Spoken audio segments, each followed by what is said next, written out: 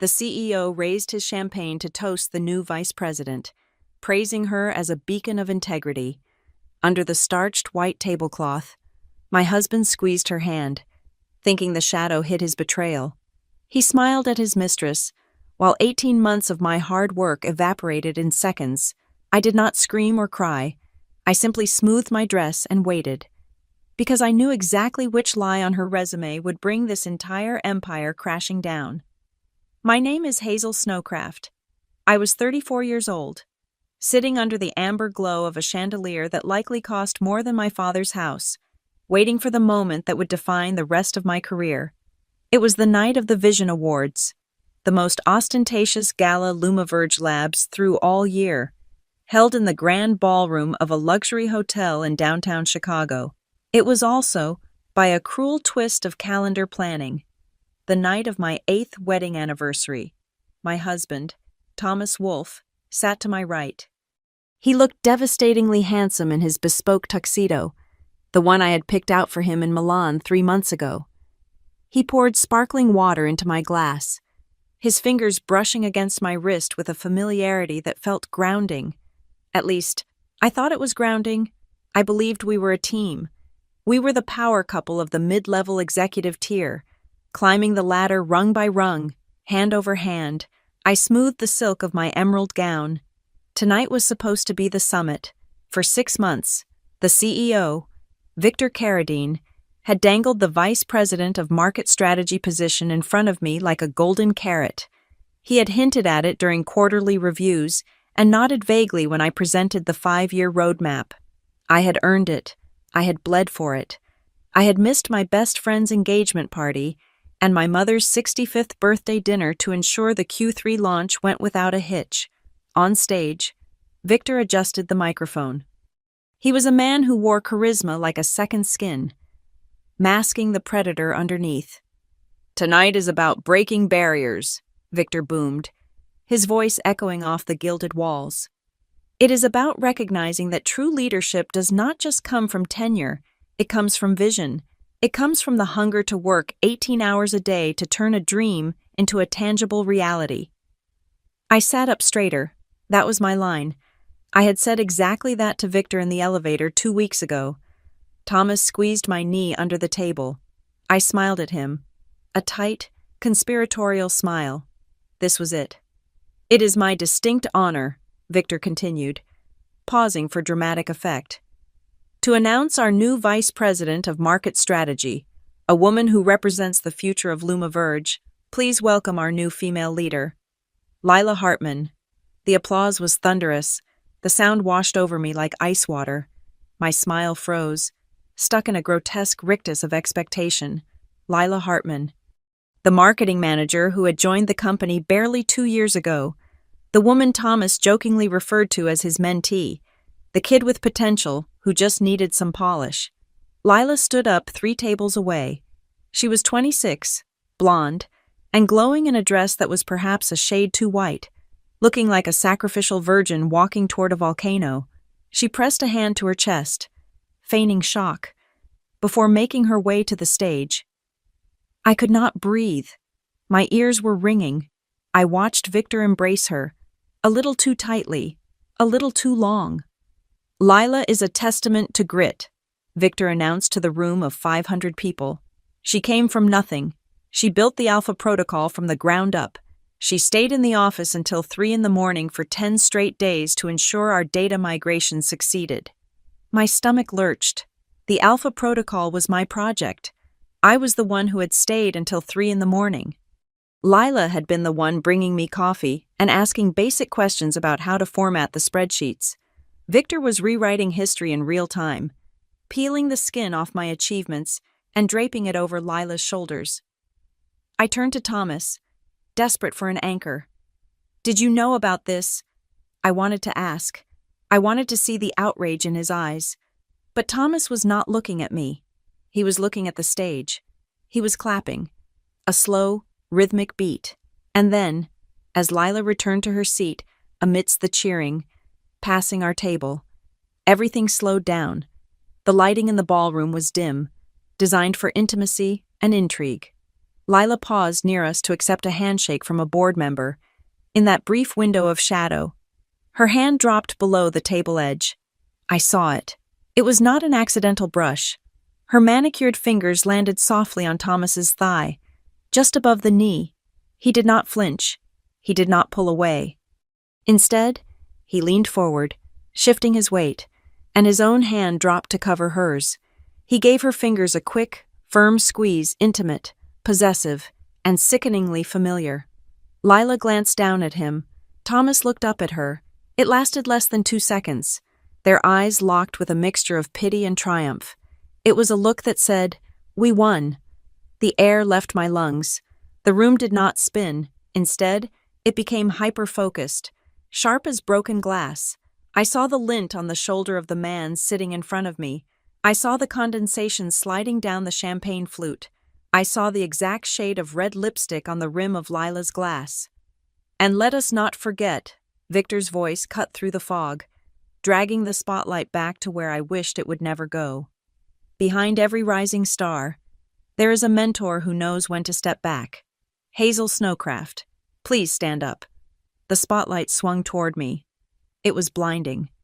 "Hazel has been instrumental in guiding our younger talent," Victor said, his voice dripping with patronizing syrup. "She exemplifies the spirit of sacrifice. Tonight, we thank her for passing the torch." A hostess appeared out of nowhere, shoving a bouquet of cheap lilies into my arms. The room applauded again. This time, it sounded different. It was not an admiration. It was a relief. They were relieved it was me on the chopping block and not them. I stood. My legs felt like wood. I clutched the flowers, the stems digging into my palms. I was a prop. I was the old furniture being moved to the attic so the new art piece could be displayed. "Stay standing, Hazel," Victor added, twisting the knife, "because we have one more announcement. As Lila takes on the strategic reins, Hazel will be transitioning into a new, specialized role to focus on internal restructuring and legacy compliance. Let us give her a round of applause for her flexibility." The silence beneath the applause was deafening. In corporate speak, restructuring and legacy compliance meant you are being put in a windowless office until you quit. He was not just passing me over, he was publicly neutering my career. He was telling the entire industry that I was done. I sat down. The spotlight clicked off, leaving me in the dark. Thomas turned to me then, his face arranged into a mask of supportive concern. "It is okay, honey," he whispered, leaning in close, smelling of the expensive scotch he had been drinking. "Honest, this is better. Less stress. We can focus on ourselves. Maybe think about that vacation to Cabo." I looked at him, really looked at him. For 8 years, I thought I saw a partner. Now, I saw a stranger wearing my husband's face. I saw the man who had squeezed his mistress's hand while his wife was being executed on stage. The rage did not come as a fire. It came as a glacier. A vast, absolute zero that froze the tears in my ducts before they could fall. I reached for my champagne glass. My hand did not shake. "You are right, Thomas," I said, my voice steady, perfectly modulated. "It is a night to remember." I drank the wine. It tasted like vinegar. Victor was back to toasting Lila. Thomas was back to pretending to be the dutiful husband. The room went on eating their $50 steaks. They thought I was broken. They thought I would go home, cry into my pillow, and fade away into the Department of Legacy Compliance.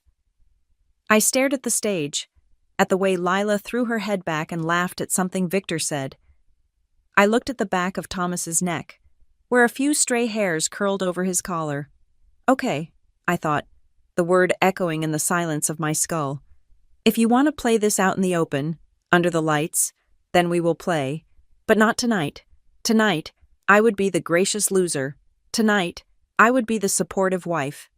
Tonight, I would memorize every single face that laughed, every hand that clapped, and every lie that was told."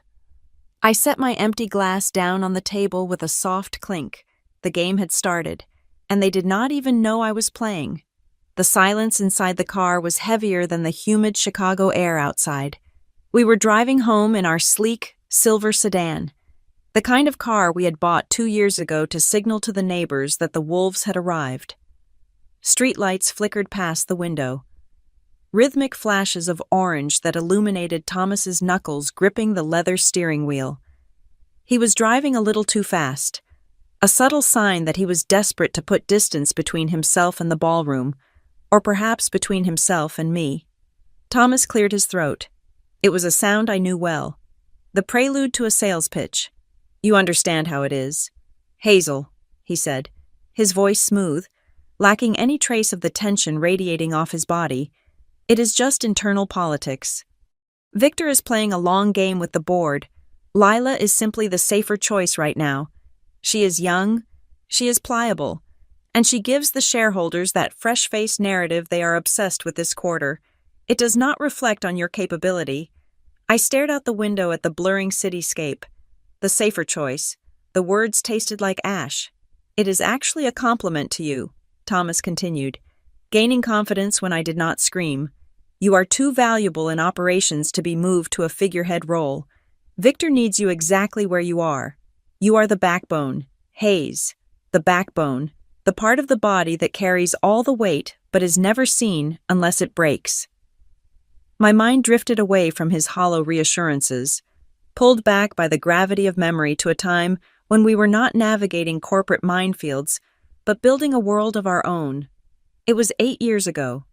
We met at a chaotic startup conference in Austin, bonding over lukewarm beer and a shared contempt for the keynote speaker's empty buzzwords. Back then, Thomas was magnetic.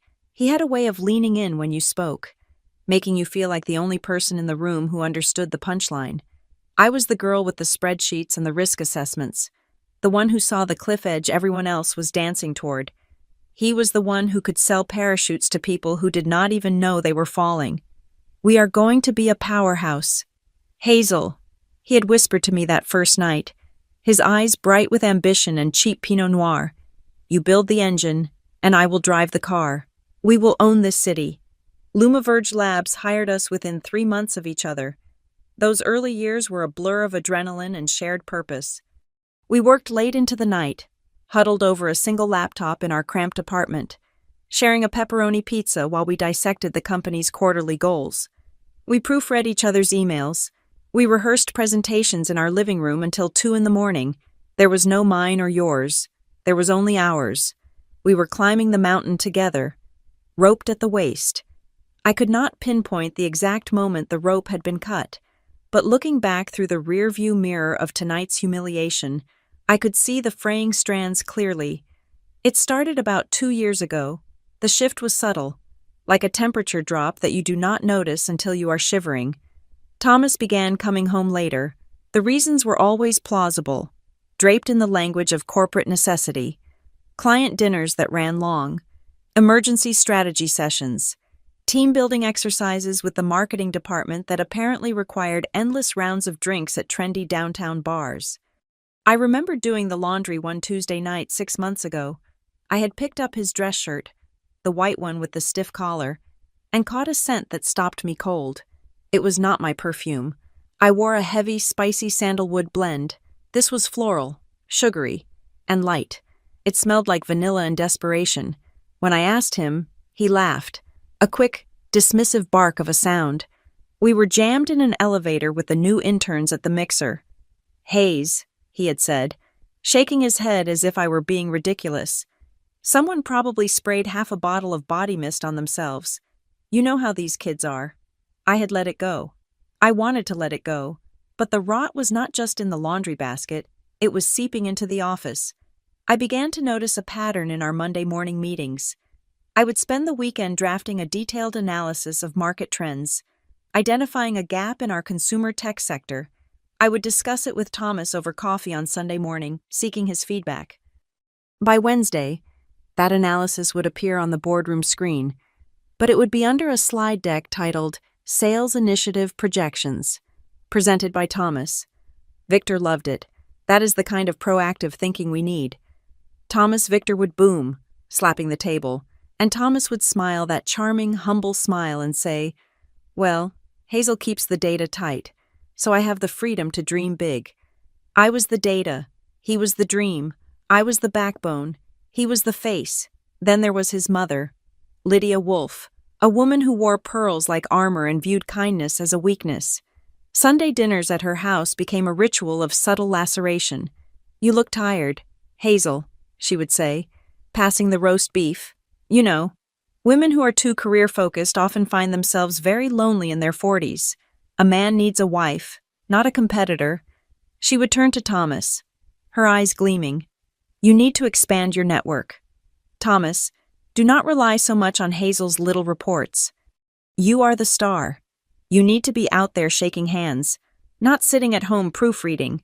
I had always thought Thomas defended me in private. Now, sitting in the car while he droned on about market optics, I realized he had probably been agreeing with her all along. The cracks widened into chasms.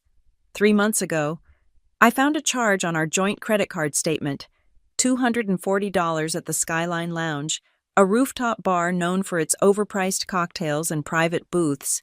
The date on the transaction was a Thursday. That Thursday, Thomas had told me he was in Denver for a regional conference. My heart had hammered against my ribs as I confronted him. I held the paper statement, my finger trembling on the line item. He did not even blink. "Oh, that," he said, not looking up from his iPad. The Denver client canceled at the last minute, so I flew back early. The marketing team wanted to celebrate the Q2 numbers, so I took them out. "I did not want to wake you up when I got in late." He lied with the ease of a man breathing air. And then, the name Lila Hartman started appearing in our conversations like a recurring pop-up ad. "Lila is really sharp," Thomas would say over dinner, cutting his steak. "She just needs a mentor. She reminds me of us when we started." Us. He dared to use us to describe the woman who was slowly dismantling my life. I recalled the meeting last month. I had pitched a pivot strategy for our wearable tech line, suggesting we target the wellness sector instead of pure athletics. Victor had waved it off, looking at his watch. Not the right time. Hazel, too soft. 3 weeks later, Lila presented a slide deck. The core concept was identical to mine. The data points were mine, but the slides were pink and purple, and she called it the Wellness Revolution. Victor had stood up and applauded. "Brilliant. Lila, this is the future." I had looked at Thomas across the table. He was beaming at her, tapping his pen against his lips. When I cornered him later, asking how Lila came up with the exact same idea, he shrugged. "You probably inspired her." "Hayes, you should be flattered. Imitation is the highest form of flattery." "Right." The car turned into our driveway. The automatic lights flooded the garage with a harsh, clinical brightness. Thomas killed the engine. The silence rushed back in, suffocating and final. "You are quiet," Thomas said, unbuckling his seatbelt. "Are you okay?" I looked at him. I saw the handsome jawline I used to trace with my fingertips. I saw the eyes that used to look at me with adoration. Now, I saw a thief, a man who had stolen my ideas to feed his ambition and stolen my trust to feed his ego. "I am fine, Thomas," I said. "I am just tired." We walked into the house that my salary paid the mortgage for. We went up the stairs to the bedroom decorated with the art I had chosen. I changed into my pajamas in the bathroom, scrubbing the makeup off my face until my skin was raw. When I came out, Thomas was already in bed. He was lying on his side, his back to me, the blue light of his phone illuminating his face. He was not reading the news. His thumbs were moving too fast for that. I climbed into the cold side of the bed and pulled the duvet up to my chin. I lay there in the dark, listening to the soft tap-tap-tap of his fingers on the screen. For 2 years, I had told myself it was just paranoia. I had told myself that marriage was hard work, that careers had ups and downs, that Thomas loved me in his own complicated way. I had chosen blindness because the light was too painful.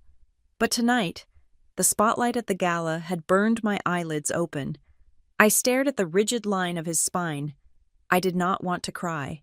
I did not want to scream. I just wanted to see the resume. I wanted to see the lie written down on paper, just as I could see the lie sleeping next to me. I closed my eyes, but I did not sleep. I listened to the silence of the house, and for the first time in 8 years, I did not feel lonely. I felt focused. The tapping on his phone stopped. He set it on the nightstand, face down. "Good night, Hayes," he mumbled into his pillow. "Good night, Thomas," I whispered. I waited until his breathing deepened into the heavy rhythm of sleep. Then, I opened my eyes in the darkness. Tomorrow, I will not be the backbone anymore. Tomorrow, I will have a fracture that will bring the whole structure down. The morning sun sliced through the blinds of our bedroom, casting jagged lines across the duvet. But the air in the house felt stale, like oxygen recycled on a long-haul flight. Thomas was in the shower. I could hear him humming an upbeat tune, something by a band we had seen in concert 3 years ago. The cheerfulness of the sound made my stomach turn. It was the sound of a man who thought he had gotten away with murder. I needed to print my boarding pass for a client visit to San Francisco the next day. My printer had been jamming for a week, a minor domestic annoyance that now felt like fate intervening. I walked over to the antique oak desk in the corner of the room where Thomas's laptop sat charging. I opened the lid. He had not locked it. Why would he? We were the couple who shared passwords. The couple who had no secrets. Or so I had believed until 12 hours ago. I brought up the browser, but before I could type in the airline's website, a notification banner slid onto the top right corner of the screen. It was the distinct purple icon of Slack, the messaging app we used at LumaVerge for everything from project updates to lunch orders. The sender was listed simply as Lila H. The preview text hit me with the force of a physical blow. Last night was worth every risk. Babe. A red heart emoji followed the text. My hand hovered over the trackpad. My heart was hammering against my ribs. A frantic, trapped bird. I knew I should look away. I knew that clicking that banner was the point of no return.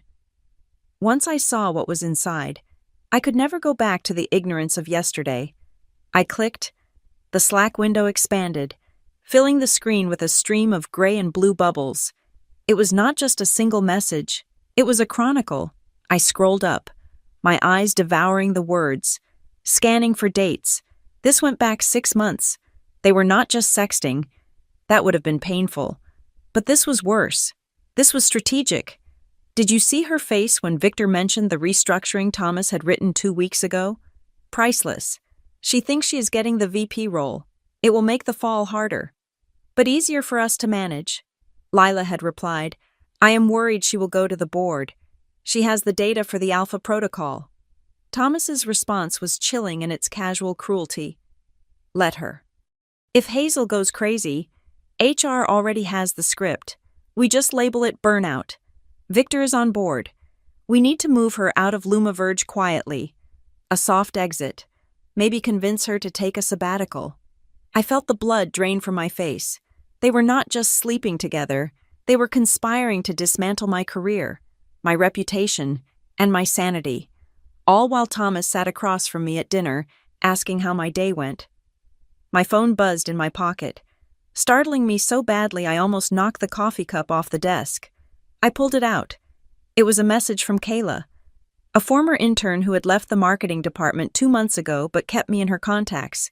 It was a photo. The image was grainy, taken in low light. Likely at the after-party I had left early. It showed Thomas and Lila standing in a dark corner of the hotel bar.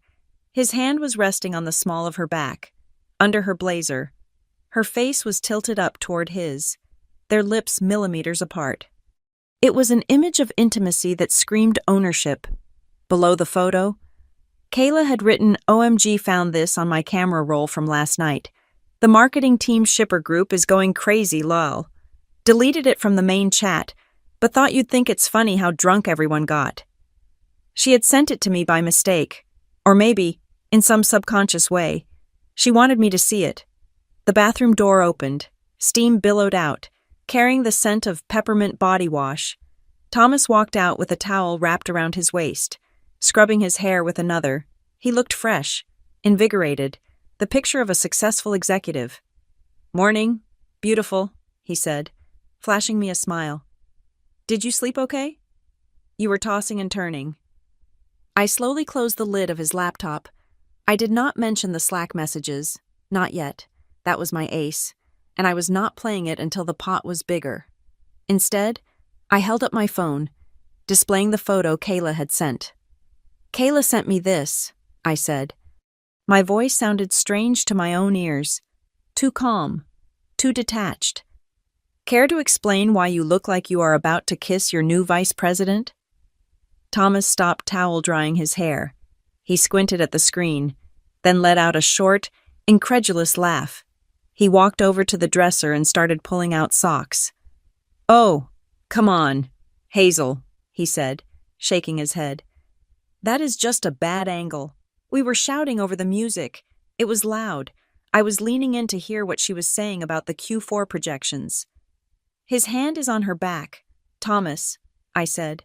He turned to look at me, his expression shifting to mild annoyance, the kind a parent uses with a slow child. "She stumbled. She had too much champagne. I caught her. Honestly. Hazel, are you going to believe a 23-year-old intern who lives for drama over your husband of 8 years? Kayla probably captioned it something stupid just to get likes." He walked over and kissed me on the forehead. His lips felt like branding iron. "You are just stressed about the role change. I get it, but do not let your imagination run wild. It is beneath you." Gaslighting. Pure, unadulterated gaslighting. He did it so smoothly, I almost admired the technique. If I had not just read his messages planning my soft exit, I might have believed him. I might have apologized. "Right," I said, forcing a smile that felt like it might crack my face. "You are right. I am just tired." "That is my girl," he said, patting my shoulder before turning back to the mirror to shave. I drove to the office in a daze. LumaVerge Labs was housed in a glass and steel monolith that reflected the gray Chicago sky. I walked through the lobby, swiping my badge. The beep of the turnstile sounded like a warning. I needed coffee, strong coffee. I headed to the executive pantry on the 34th floor. As I approached the espresso machine, I heard hushed voices coming from the seating alcove around the corner. I recognized the voices immediately. It was Greg from Finance and Sarah from Operations. "I am telling you, the decision was made 6 months ago," Greg was whispering. "Victor never intended to give it to Hazel. She is too rigid, too much about the numbers." "But she built the entire framework," Sarah replied. "It seems brutal." "It is business," Greg said, the sound of him stirring his coffee clinking against the porcelain. "Lila brings the flash. Plus, have you seen how she manages Victor? She plays the game. Hazel is just the contingency plan. If Lila screws up or gets hit with a scandal, they keep Hazel around to clean up the mess. She is the janitor with a fancy title." I stood there, my hand frozen on the handle of the refrigerator. The janitor. That was what my decade of loyalty amounted to. I abandoned the coffee and walked toward the conference rooms. I needed to find a quiet place to think, to breathe. As I passed the boardroom, the heavy oak door was slightly ajar. I heard a deep baritone voice. "Victor?" I stopped. I pressed my back against the wall, hidden by a large potted fern. "She took it better than I expected," Victor was saying. "She is internalizing it," a female voice replied. Lila. Her voice was light, almost musical. "But Thomas says she is suspicious. She asked about a photo." "Let her be suspicious," Victor said dismissively. "If she makes a scene, we activate the protocol. I spoke to legal this morning. If Hazel acts out, we frame it as a mental health crisis. Trigger the emotional instability scenario. HR has the dossier ready. We can claim she has been creating a toxic environment due to personal stress. Scenario emotional instability. The phrase hung in the air like toxic smoke. They had weaponized my emotions before I had even expressed them. If I yelled, I was crazy. If I cried, I was unstable. If I fought back, I was toxic. They had built a cage where every exit led to the same trap. I moved away from the door, my footsteps silent on the plush carpet. I felt a cold, hard knot forming in my chest. Fear was gone. Sadness was gone. All that was left was clarity. I went straight to the HR department on the 20th floor. I found Nia Alvarez in her cubicle. Nia was a junior HR specialist I had helped 2 years ago when she was being bullied by a senior manager. She owed me. "Hazel?" she said, jumping slightly when she saw me. She looked around nervously. "I did not expect to see you today." "Nia," I said, keeping my voice low. "I need to know the protocol for the promotion process. Was there a formal interview loop for the VP position?" Nia bit her lip. She looked at her computer screen, then back at me. Her eyes were wide with panic. "Hazel, I cannot have this conversation. They are watching the logs." "Just tell me," I whispered. "Am I crazy?" She leaned in across her desk, her voice barely a breath. "There is a file. Access is restricted. But I saw the metadata. There were no interviews. The requisition was opened and closed on the same day. Hazel, you need to protect yourself. Start documenting everything. Emails, Slack messages, meeting notes. Download them to a personal drive. Do it today." Her warning confirmed everything. I nodded, touched her arm in thanks, and walked back to my office. I closed the door and sat at my desk. My hands were trembling, not from fear, but from adrenaline. I logged into the internal manager portal. I had high-level clearance because of my role in strategy. I navigated to the HR performance management system. I searched for my own name. There it was, a draft document created 3 days ago. Performance Improvement Plan. Subject Hazel Snowcraft. I opened the file. The start date was listed as exactly 1 week from today. The reasons listed were a work of fiction so complete it belonged on a bestseller list. Uncooperative with new leadership structure. Resistant to necessary changes. Displays passive-aggressive behavior in team meetings. They were going to fire me. They were waiting for me to react to the demotion. And then they were going to use my reaction as proof of my incompetence. They were going to strip me of my severance, my stock options, and my dignity. I stared at the screen. The cursor blinked at the end of a sentence that claimed I lacked strategic agility. I closed the laptop. The click of the latch sounded like a gun being cocked. I sat back in my ergonomic chair and looked out the window at the Chicago skyline. They thought they had written the script. They thought I was the tragic character who gets written out in the second act to make room for the younger, fresher star. But they had made one critical mistake. They assumed I would play my part. They assumed I would react with emotion. I picked up a pen and opened a fresh notebook. I wrote the date at the top of the page. Item 1, Slack logs. Item 2, the photo. Item 3, the PIP draft. Item 4, the conversation in the boardroom. I was not going to confront Thomas tonight. I was not going to storm into Victor's office. I was going to be the ice to their fire.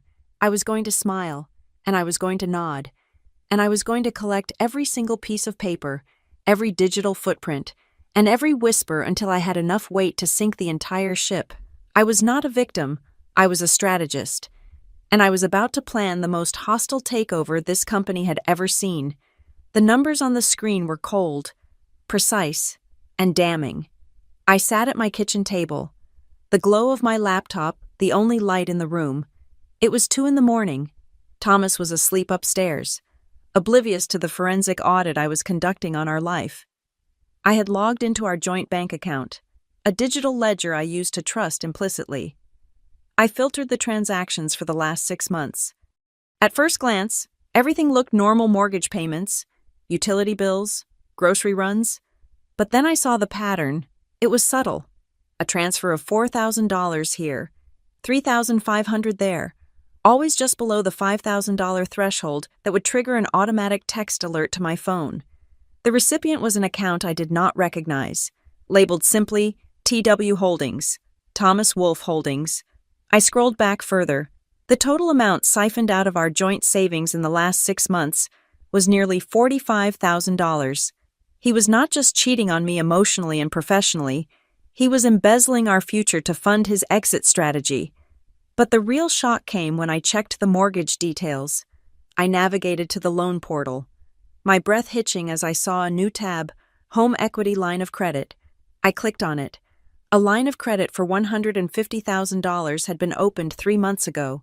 It was fully drawn down. The purpose listed was Business investment. I downloaded the signed authorization form. There, at the bottom of the page, was my signature, Hazel Snowcraft. The loops of the H and the S were perfect. Too perfect. I zoomed in. The resolution was slightly pixelated around the edges of the ink. It was a digital copy-paste job, lifted from a tax document I had signed years ago. The date on the document was February 12th. I remembered that day vividly. I had been in bed with a severe flu, barely able to lift my head, let alone sign loan documents at a notary's office. Thomas had forged my signature to leverage our home, the home my bonuses had paid the down payment for, to secure cash for himself. The next morning, I sat in the office of Maya Price. Maya was a legend in Chicago legal circles, known for handling what she called corporate matrimonial collisions. Her office was sparse, intimidating, and smelled of expensive coffee and old paper. I laid the printouts on her desk. The bank transfers, the forged HELOC document, the draft PIP I had found. Maya adjusted her glasses, her eyes scanning the documents with the speed of a predator assessing prey. "This is a textbook. Hazel," she said, her voice dry. "He is liquidating marital assets before filing. The HELOC is particularly nasty. He has essentially stripped the equity out of your house and put the debt in both your names. If he defaults, the bank takes your home." "Can I report the fraud?" I asked, my voice steady despite the shaking in my hands. "You can," Maya said, "but fraud in a marriage is messy. The police will call it a civil matter. Your best bet is to use this as leverage in the divorce and the employment suit. You have rights. Hazel, he cannot move assets like this without your consent, and the forgery, that is your nuclear option, but we have not detonated it yet. We let him think he is safe." She leaned forward. "We need more. We need to connect the money to the company. If he is moving this much cash, he is feeling confident about his income stream." Why, I took her advice. That afternoon, back at Lumaverge, I used my clearance as a department head to request a salary equity audit for my team. It was a plausible cover. I expanded the parameters to include the entire executive tier, flagging it as comparative market analysis. The system spit out a spreadsheet. I filtered for bonuses. There it was, Lila Hartman. Just 2 weeks before the gala, she had received a special retention bonus of $50,000, but right below her name was Thomas Wolfe. He had received a payment of $25,000. The code for the payment was Strategic Referral Incentive. Thomas had been paid a referral bonus for helping his mistress get promoted over his wife. The cruelty was so specific, so monetized, that I almost laughed. I needed to know why. Why was Victor so invested in Thomas? Thomas was good at sales, but he was not indispensable. I knew Thomas's personal email password. It was our wedding date. He was too arrogant to think he needed to change it. I logged in from a burner phone I had bought during my lunch break. I searched for Lydia. Dozens of emails popped up between Thomas and his mother. I opened the most recent thread. Lydia. "Is she suspicious?" Thomas. "She is quiet. I think she is internalizing it. Victor says the PIP is ready if she snaps." Lydia. "Good. You need to manage her image." Thomas. "If she doesn't accept reality, paint her as hysterical. We cannot let her ruin this. Victor owes me for the 2008 bailout. I pulled his portfolio out of the fire before the crash. He knows the Wolfe family made him. He will protect you. But you need to keep your wife in line." The pieces clicked together. This was not just workplace favoritism. It was a feudal system. Victor Carradine, the visionary CEO, was beholden to my mother-in-law's old money and connections. Thomas was the prince being protected by the king because the queen mother held the purse strings, and Lila. She was just the shiny new toy they were all passing around, the convenient face for their corruption. I printed the emails. That night, the air in our house was thick with unspoken tension. Thomas was waiting for me in the living room, a glass of wine in his hand. He looked relaxed, almost benevolent. "Hazel, honey," he said, patting the cushion next to him. "I have been thinking, with everything changing at work, maybe we should look at our finances, make sure we are both protected. He slid a document across the coffee table. Post-nuptial agreement. It is just a formality, he said, smiling that practiced smile. My lawyer drafted it. It basically says that if, God forbid, anything happens to us, you get a guaranteed lump sum, $200,000, no questions asked, and I keep the Luma Verge stock and the business liabilities. I read it. It was a trap. The stock he wanted to keep was worth millions if the company went public, which was the rumor. The liabilities were likely the debts he was racking up in my name. Maya called this a voluntary surrender of rights. I thought, it seems fair, I said aloud, my voice soft. I just want security. Thomas, I do not want to fight about money. Exactly, he said, squeezing my shoulder. Just sign it, and we can put all this stress behind us. We can start fresh. I took the pen.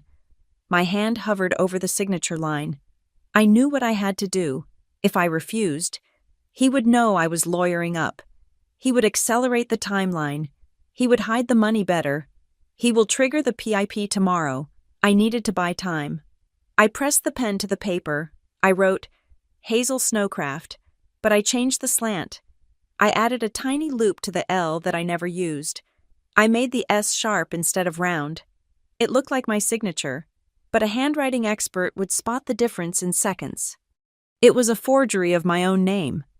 There, I said, handing him the paper.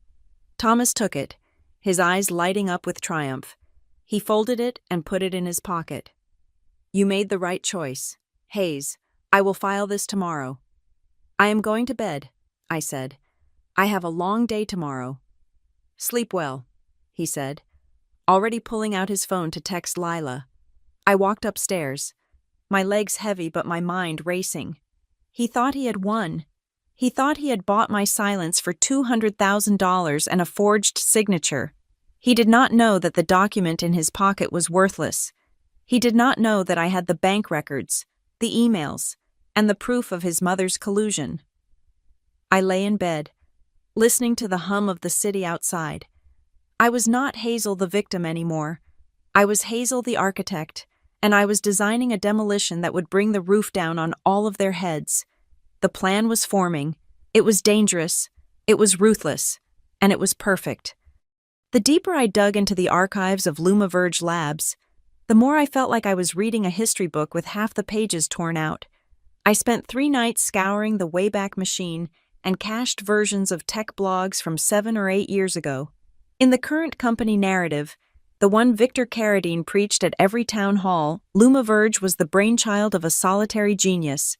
Victor was the architect, the builder, and the savior. But the internet remembered what the corporate brochures had deleted. There was another name, Elliot Grayson, in articles from the early days.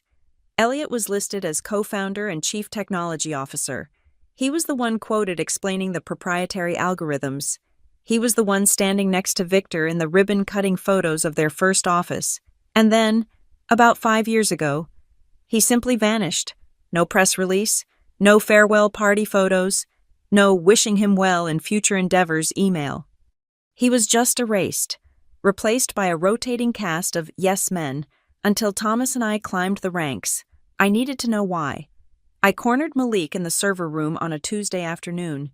Malik was a senior systems engineer, one of the few employees who had been at Luma Verge longer than I had. He was a quiet man who preferred the hum of cooling fans to the chatter of the break room. I kept my voice low. Malik, I asked. Whatever happened to Elliot Grayson? Malik froze. He did not look at me. He kept his eyes fixed on the blinking green lights of the server rack, his fingers pausing on his tablet. Hazel, he said, his voice barely audible over the drone of the machines.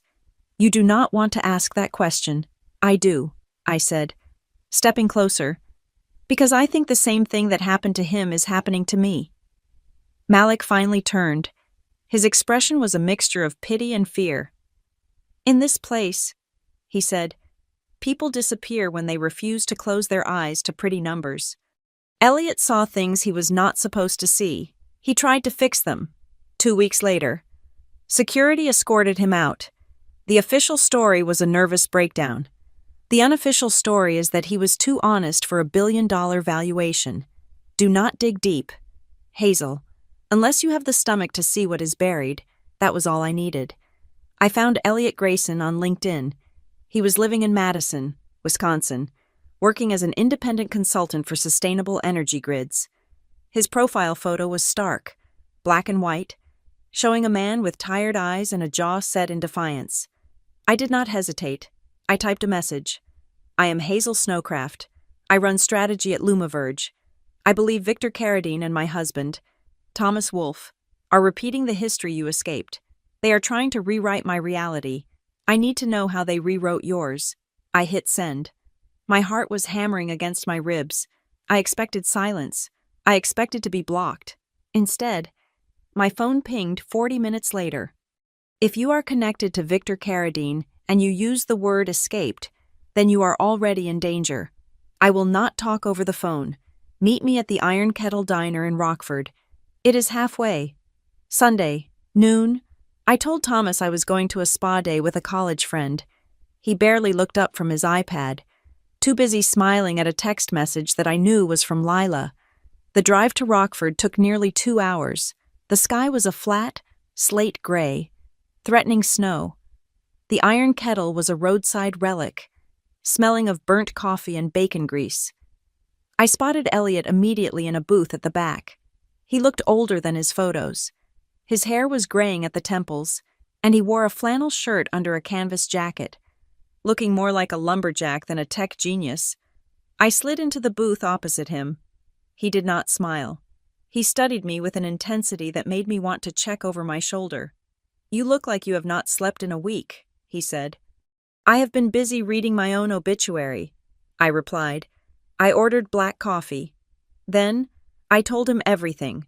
I laid it all out on the chipped formica table, the gala, the public humiliation, the promotion given to the mistress, the secret bank transfers, the forged post-nuptial agreement, the performance improvement plan that was drafted before I had even committed an infraction.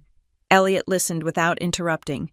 He drank his coffee, his eyes narrowing slightly when I mentioned Lydia Wolfe's involvement. When I finished, silence stretched between us, heavy and suffocating. "Victor never plays small games," Elliot said finally.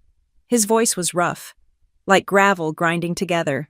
"If he has drawn a blueprint for your exit, it means he has already dug the grave for your career. He does not just fire people, Hazel, he dismantles them."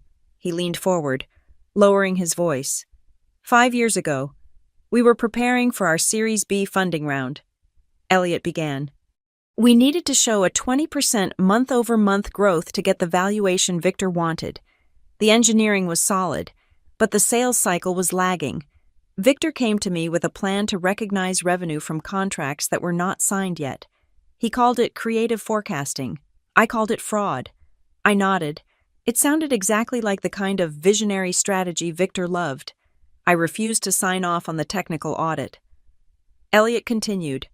I told him I would go to the board, but I did not know he owned the board, and I did not know he had been building a file on me for months. Suddenly, there were complaints filed with HR, anonymous reports saying I was erratic, aggressive, hard to work with. They gaslit me. Hazel.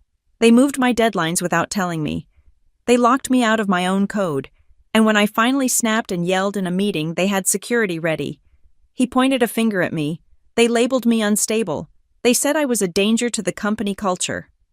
They forced me out with a settlement that barely covered my legal fees, and they threatened to sue me into oblivion if I spoke to the press. I left because I wanted to keep my sanity. I let them win because I thought leaving was the only way to survive. The parallel was terrifying. They were running the exact same playbook on me. The PIP, the whispers about my emotional state, the soft exit. But you are still here, I said. You survived. I survived. Elliot corrected. But I did not win. However, I kept something. He reached into his canvas bag and pulled out a thick manila envelope. He did not open it, just rested his hand on it. I have the original capitalization table, he said. The one from before the Series B round. The one that shows my equity stake was 30%, not the 5% they claimed when they bought me out. I also have the email threads where Victor explicitly discusses the revenue adjustments with the auditors. I have proof of the fraud. Hazel. My breath hitched. Why have you never used it? Because I was alone, Elliot said, his eyes dark. If you go against a man like Victor Carradine by yourself, he will bury you under so much litigation you will drown. He will destroy your reputation so thoroughly that you will never work in this industry again. I chose peace, but hearing that he is doing it again and using your husband to do it, that makes me sick. He pushed the envelope slightly toward me, then pulled it back. Listen to me, Hazel. If you confront him internally, you are dead. HR works for him. The board works for him. If you try to fight this in a conference room, they will crush you. You need the one thing he cannot control. You need the public, and you need official filings with government agencies that he cannot bribe. He is right. I realized I had been thinking about a lawsuit. Elliot was talking about a war. I am not just a witness, Elliot said. I am the blueprint of what happens if you fail. But I am also the only person who knows where the bodies are buried. I looked at this man, this ghost from my company's past, and I felt a surge of adrenaline. I was not alone anymore. I had the one thing Victor feared more than a decline in stock price. I had the truth, and I had someone who could prove the pattern. I reached into my purse and pulled out my notebook. I do not want to just sue them, Elliot. I said, I want to expose the whole rotten structure. You have financial fraud. I have a personal betrayal. But there is a weak link we have not touched yet, Lila Elliot asked. Lila, I confirmed. Victor sold her to the world as a prodigy. He said she pulled herself up from nothing. He built a myth around her to justify the promotion. But people who climb that fast usually skip steps. I looked Elliot in the eye. You want justice for your equity. I said, I want to make sure they do not erase me. So let us make a deal. We combine our evidence. But we start with something simple. Something public. Something that pulls the thread on the whole sweater. What do you have in mind? Elliot asked, a flicker of interest sparking in his eyes. I smiled, and for the first time in days, it was a genuine smile. I want to see her resume. I said, the real one, not the press release version. I want to see the lies she told to get in the door. Because if Victor hired her, he knows about them, and if we can prove she is a fraud, then Victor's judgment is fraud. And if Victor's judgment is fraud, then the board has to look at your evidence. Elliot stared at me for a long moment. Then, slowly, the corner of his mouth lifted. You are more dangerous than you look. Hazel Snowcraft. He said, I picked up my coffee cup. I learned from the best liars in the business. I replied. Elliot tapped the envelope. I can get verification on her background. I still have contacts at the background check agencies we used back in the day. If she lied, we will find it. We shook hands over the table. It was not just an agreement. It was an alliance born of scars. As I walked back to my car, the gray sky did not look depressing anymore. It looked like a blank slate. I drove home with the radio off, my mind racing. Thomas thought I was at a spa, getting a massage to calm my hysterical nerves. He had no idea that I was actually building a guillotine, blade by blade, and Elliot Grayson was going to help me sharpen it. We gathered in the living room of the short-term rental apartment I had leased under my maiden name. It was a sterile, beige space that smelled of lemon pledge and secrecy, but it was the only place safe from Thomas's prying eyes and the digital surveillance of Luma Verge. The blinds were drawn tight against the afternoon sun. Nia sat on the floor, her knees pulled up to her chest, looking like a teenager who had just snuck out past curfew, but in her hands, she held dynamite. It was a thick, manila folder she had smuggled out of the HR archives during the lunch hour shift change. I could lose my job for this, Nia whispered, her fingers trembling as she slid the papers across the coffee table. If they check the physical logs, they will know I pulled the hard copy. If we do this right, I said, pouring her a glass of water, you will not have a boss left to fire you. Elliot was already leaning over the table, his reading glasses perched on the end of his nose. He looked like a surgeon preparing to dissect a tumor. "Let us see what a vice president looks like on paper," he said. We opened the file. The first document was the resume Lila Hartman had submitted 2 years ago. It was printed on heavy cream-colored cardstock, the kind that screams expensive taste. The layout was impeccable. The content, however, was a masterclass in creative fiction. "Westbridge International University," Elliot read aloud, his brow furrowing. "Bachelor of Business Administration, graduating with honors. I have been in this industry for 20 years. I have never heard of Westbridge." "It sounds prestigious," Naya offered weakly. "It sounds made up," I countered. I pulled up my laptop and typed the name into the search bar. The website for Westbridge International University loaded.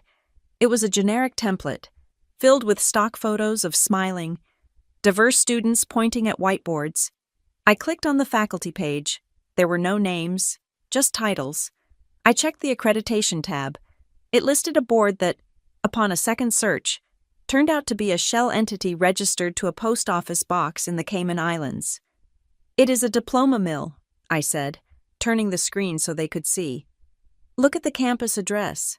I looked it up on Google Earth. I zoomed in on the location listed in the footer. It was not a sprawling campus with ivy-covered halls. It was a mailboxes, etc., next to a dry cleaner in a strip mall in Nevada. "She bought her degree," Elliot said, a dry laugh escaping his lips. "She paid maybe $500 for a piece of paper that says she is qualified to run a billion-dollar strategy department." "Keep going," I said, the adrenaline sharpening my focus. "Look at the work experience." Nia pointed to the second entry. "Marketing director at Solaris Creative. 2 years. "Solaris Creative," Elliot muttered. "I know the founder of Solaris. Small shop in Austin. I'm going to make a call." He stepped into the kitchen. Phone pressed to his ear. I could hear him speaking in low, urgent tones. While he was gone, I scrutinized the portfolio section attached to the resume. It detailed a viral digital campaign Lila claimed to have led, resulting in a 300% increase in user engagement. The language felt familiar, too familiar. I opened a new tab and searched for the campaign slogan she had listed. The first result was not from Solaris Creative. It was a case study published by a massive New York agency 3 years ago. I opened the PDF and placed it side by side with Lila's portfolio. It was not just similar, it was plagiarism. She had copy-pasted entire paragraphs. She had even kept the specific data points, claiming the exact same percentage growth down to the decimal. "She did not even bother to change the numbers," I said, shaking my head in disbelief. "She just put her name on someone else's homework." Elliot walked back into the room, his face grim. "I just got off the phone with the founder of Solaris. He remembers Lila. She was not the marketing director. She was an unpaid summer intern who was let go early because she kept showing up late. Her biggest responsibility was managing the coffee order and updating the office birthday calendar." "So," I said, looking at the beautiful cream-colored paper, "fake degree, fake job title, stolen work. This is not a resume. It is a crime scene." "But how did she get past the screening?" Nia asked. "We use a third-party background check service. They should have flagged the degree immediately." "That is what I was wondering," I said. "Unless someone told them to look the other way, or unless someone fixed it before it even got to them." Naya dug deeper into the pile of papers. I printed the email logs associated with her application.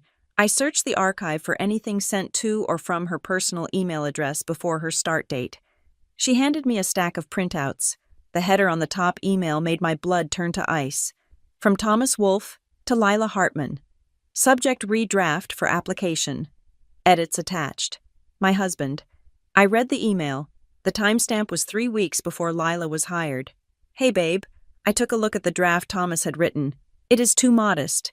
You need to sell the story, not the facts. Change intern to director. Nobody checks the small agencies anyway. And for the degree, use Westbridge.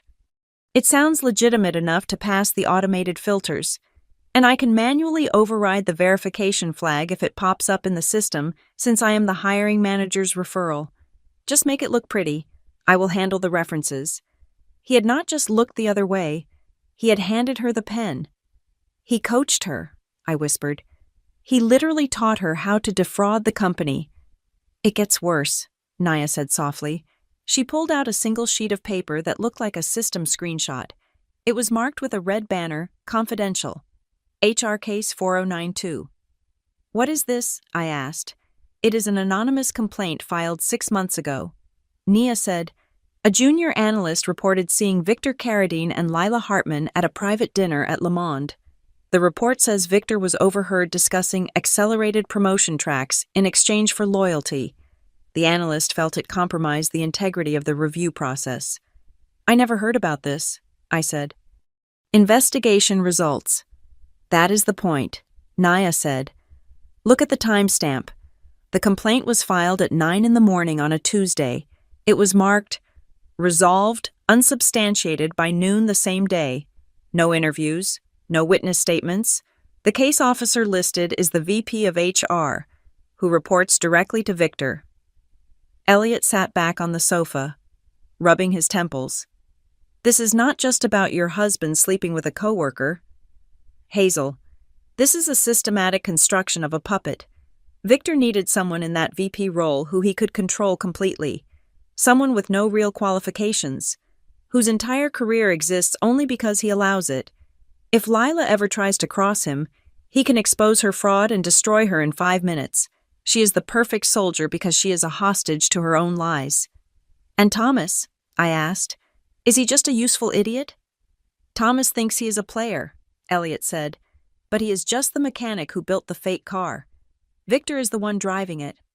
I looked at the pile of evidence, the fake degree, the stolen campaign, the email from Thomas instructing her to lie, the buried harassment complaint. For days, I had been focused on the betrayal. I had focused on the image of Thomas's hand on her knee, but this was bigger. This was an insult to every single person at Lumaverge who had stayed late, who had studied for real degrees, who had worked their way up without sleeping with the boss or forging documents. They are selling a fairy tale, I said, my voice steady and cold. Victor is going to stand on stage at the town hall and tell the world that Lumaverge promotes women based on merit. He is going to use Lila as the poster child for his progressive leadership, and behind the curtain, it is just a boys' club protecting their investments and their mistresses. I stood up and walked to the window, peering through the crack in the blinds at the street below. The world looked normal, but everything had shifted. We cannot just leak this, I said, turning back to them. If we leak it to the press now, Victor will spin it. He will say he was deceived. He will fire Lila, play the victim, and keep his throne. Thomas might get slapped on the wrist, but he will survive. So what do? Nia asked. We let them tell the lie first, I said.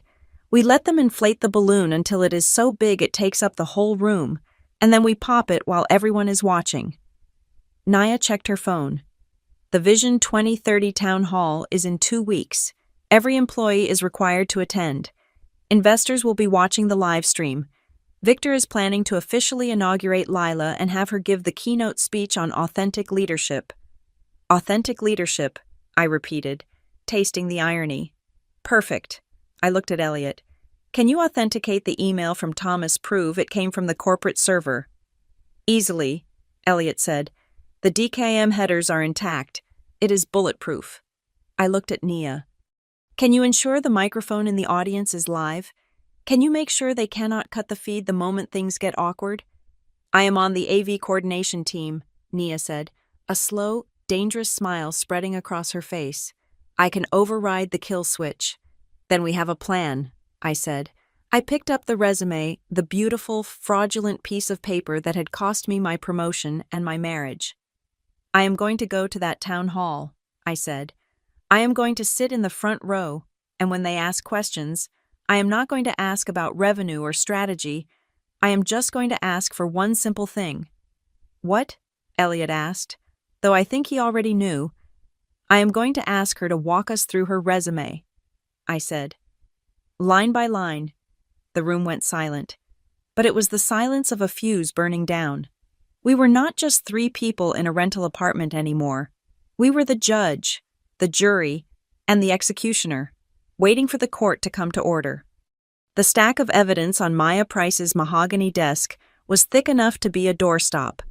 It contained the fraudulent resume, the plagiarism analysis, the secret bank transfers, the forged postnuptial agreement, and the draft of the performance improvement plan.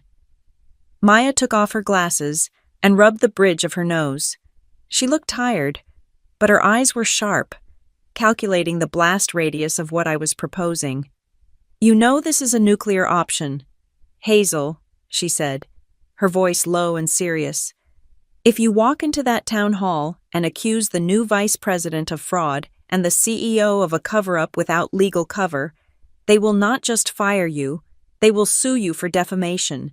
They will say you are a disgruntled employee weaponizing private information. They will bankrupt you before you ever see a courtroom." "I am not lying," I said, my hands clasped tight in my lap to stop them from shaking. "Everything in that pile is true." "Truth is a defense," Maya countered, "but it is an expensive one. If you want to survive this, you cannot just be a woman with a grudge. You have to be a whistleblower." She pulled a notepad toward her. "We need to file formal complaints with the Securities and Exchange Commission and the State Labor Board before you step onto that stage. Once those papers are stamped and filed, you have federal protection against retaliation. If they fire you after you have reported financial irregularities, it becomes a federal crime. It gives us a shield." She looked me dead in the eye. "But Hazel, asking for justice is not the same as asking for revenge. The law can get you your money back. It can probably get you a settlement, but it cannot heal the humiliation. Are you doing this to win a case, or are you doing this to hurt them?" I looked out the window at the gray Chicago skyline. "I do not know yet," I admitted. Later that afternoon, I sat in a familiar leather armchair in Dr. Morgan's office. I had not seen her in 6 months, not since the stress of the Alpha Protocol launch had given me insomnia. "They have a script," I told her, staring at the abstract painting on the wall. "If I get angry, I am unstable. If I cry, I am weak. If I speak up, I am toxic. They have already written the narrative that I am having a breakdown." Dr. Morgan tilted her head. "And does knowing that make you feel like you are having one?" "It makes me feel like I am disappearing," I whispered. "I spent 10 years building a reputation as the person who solves problems, the person who is rational. Thomas and Victor are stripping that away. They are turning me into a cliché, the jealous, aging wife, the bitter, passed-over employee.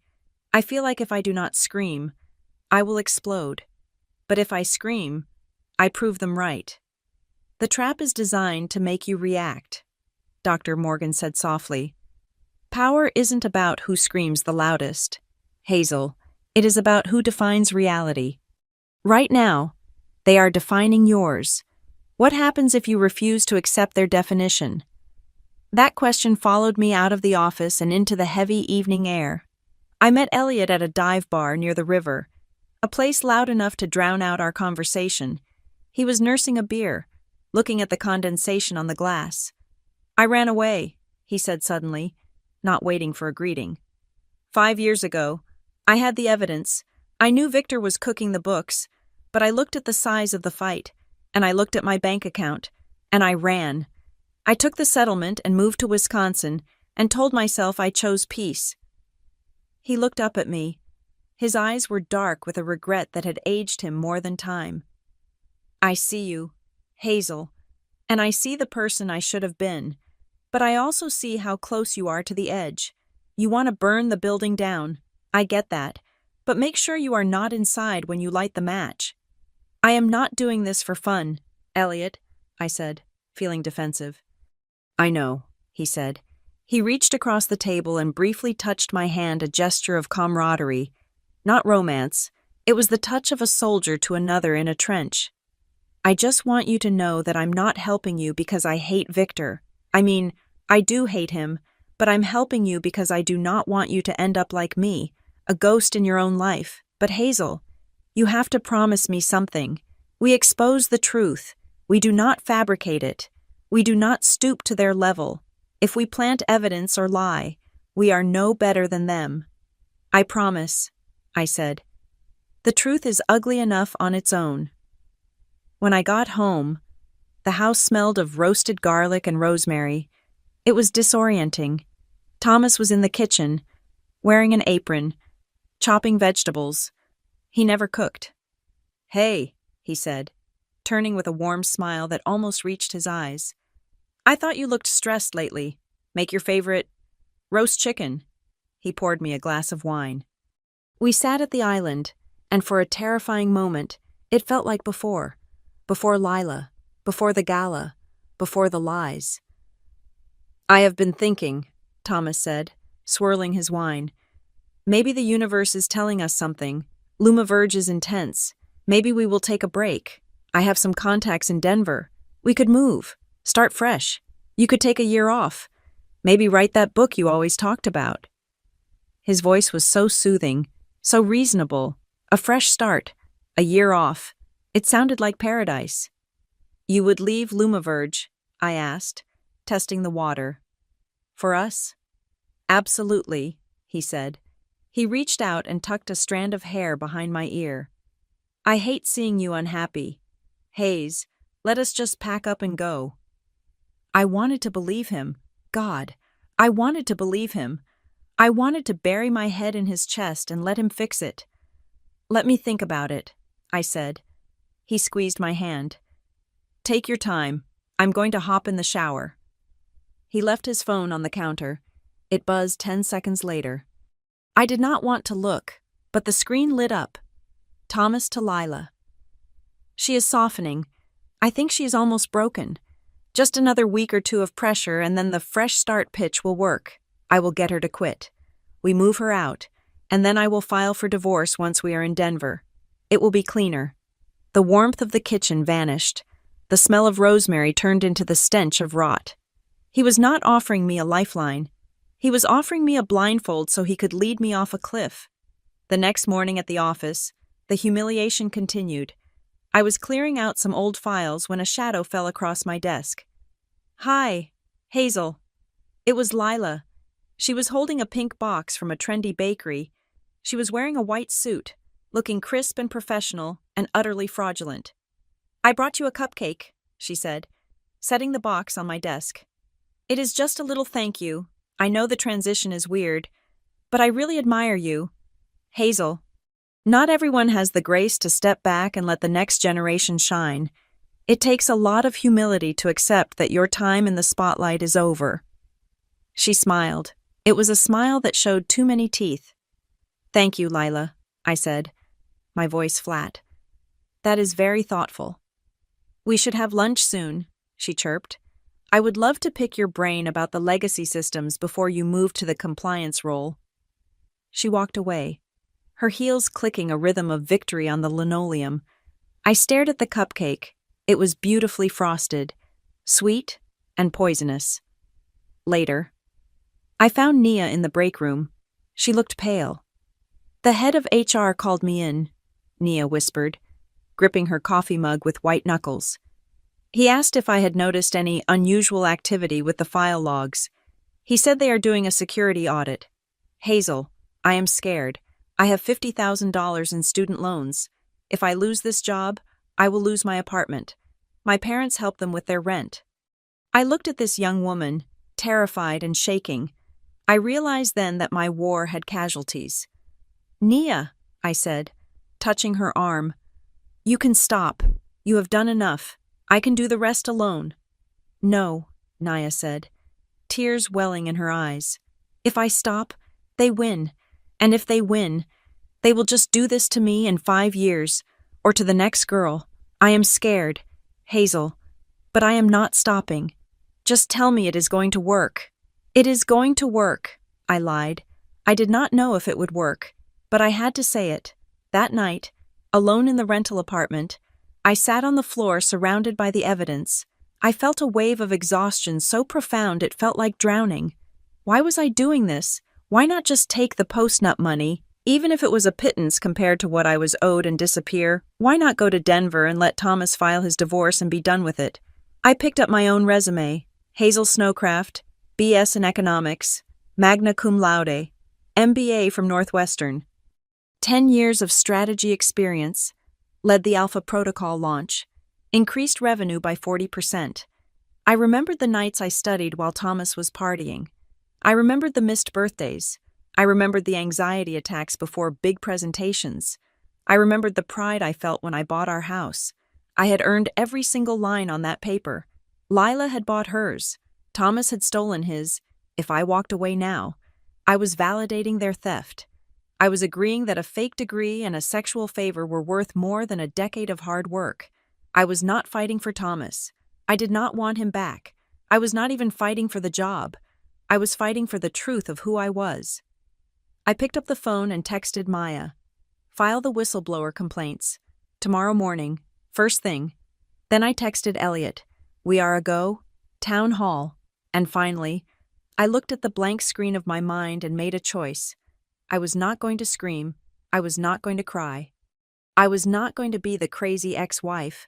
I was going to be a mirror. I was going to hold up a giant, unblemished mirror in front of Victor, Thomas, and Lila. If they looked into it and saw monsters, if they looked into it and destroyed themselves, that was their choice. All I was going to do was ask a question. I turned off the light, but this time, the darkness did not feel empty. It felt like the quiet before a storm. The doubts were gone. The line had been crossed. The week before the Vision 2030 Town Hall was not spent in tears or therapy. It was spent in a cold, methodical silence that felt less like living and more like assembling a bomb. I had stopped asking myself if I was doing the right thing. That question belonged to the woman I used to be, the one who believed in marriage vows and corporate loyalty. The woman I was now only cared about one thing, ensuring that when the debris settled, I was the only one left standing. I sat across from Maya Price in her conference room. The mahogany table was covered in stacks of paper, each one a lethal injection to Luma Verge's reputation. We were not just preparing a defense, we were preparing a preemptive strike. This is the filing for the Securities and Exchange Commission, Maya said, sliding a thick document toward me. It details the revenue inflation scheme Elliot uncovered, specifically the booking of future contracts as current income to boost the valuation before the Series B round. And this, she tapped a second stack, is the complaint to the State Labor Board. It alleges a pattern of quid pro quo sexual harassment, gender discrimination in promotion practices, and a conspiracy to retaliate against a whistleblower. I picked up the pen. My hand did not shake. I signed my name at the bottom of the page. Hazel Snowcraft. The ink looked dark and permanent. Maya checked the timestamp on her watch. We will file these electronically in exactly 1 hour. Thanks. That creates a federal paper trail 7 days before the town hall. If Victor fires you after you speak up, he is not just firing a disruptive employee. He is firing a federally protected whistleblower. It makes his retaliation a crime. While Maya handled the government, Elliot was handling the history. He had flown in from Wisconsin and was staying at a motel on the outskirts of the city to avoid being seen. He had met with his own lawyer earlier that morning. I met him in the back of a library, away from cameras. He handed me a flash drive and a copy of a court filing. I signed the affidavit. Elliot said, his voice grim. It states clearly that I was coerced into resigning 5 years ago after refusing to participate in financial fraud. My lawyer filed a civil suit this morning to recover my equity stake. It is filed under seal, meaning the public cannot see it yet. But the court has it. The moment you drop the hammer at the town hall, my lawyer will petition to unseal it. It will be the second punch that knocks the wind out of them. I took the drive. It felt light in my hand, but it contained gigabytes of damning data. The cap table, the emails, the proof that Luma Verge was built on a foundation of sand. The next piece of the puzzle was the stage itself. If I was going to speak, I needed to ensure the world heard me. Nia Alvarez was my inside woman, and she was risking everything. We communicated only through encrypted messaging apps on burner phones. I accessed the AV scheduling server. Nia wrote, "The town hall is set to live stream to the investor portal and the internal intranet. Usually, There is a 5-minute delay so PR can cut the feed if something goes wrong. I disabled it.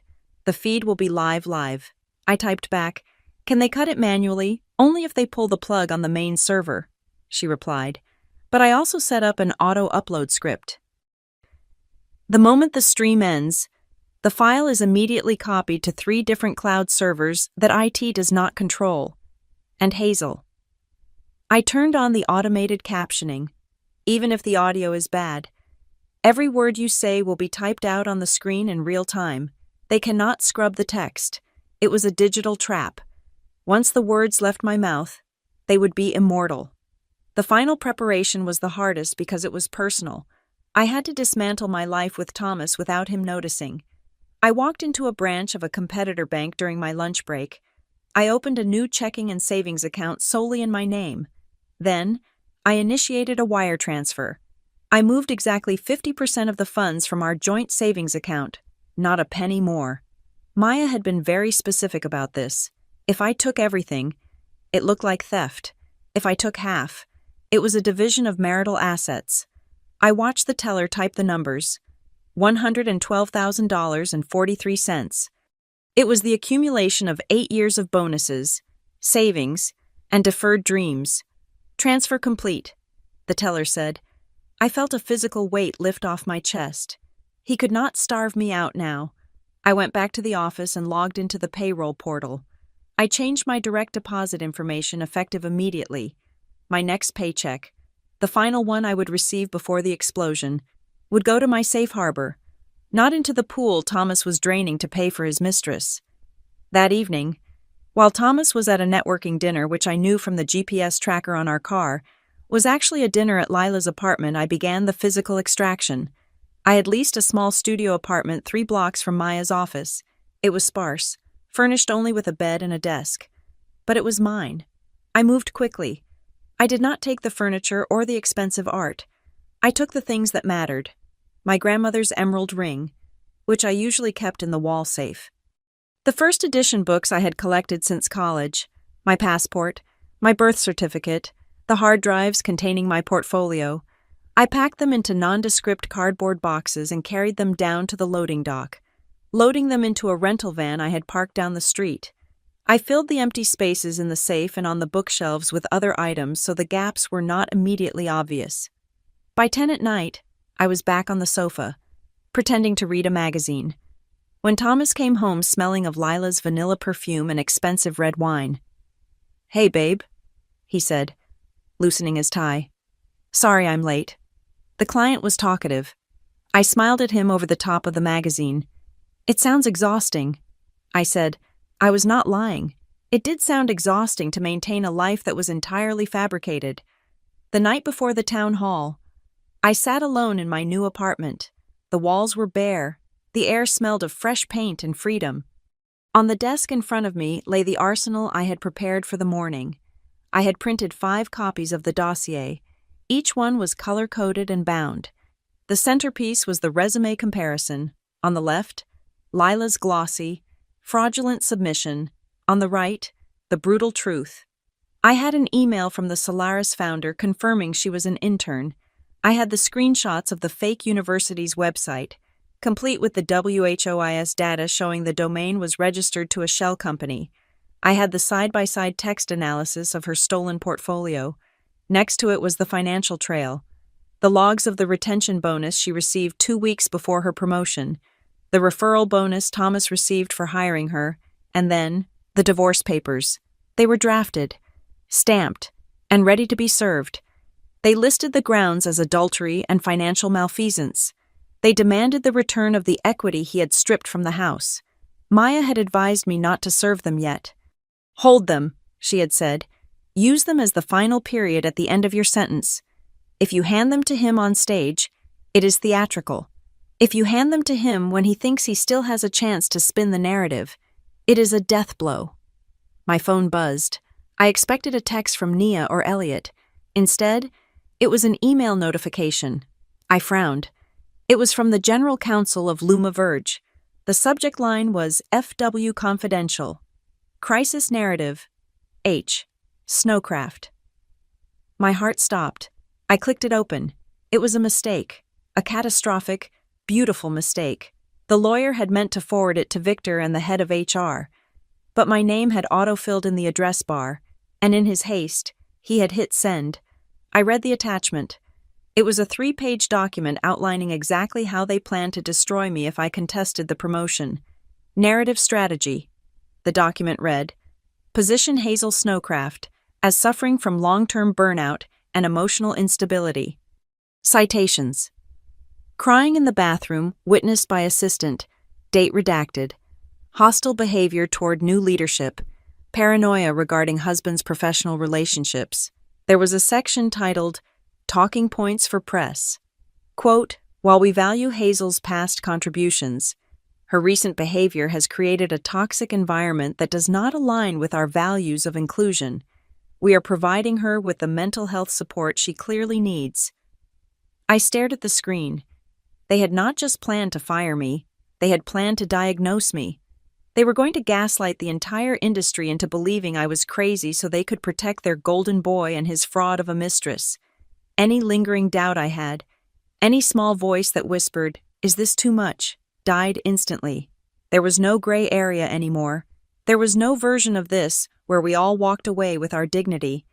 They had already decided to kill my reputation.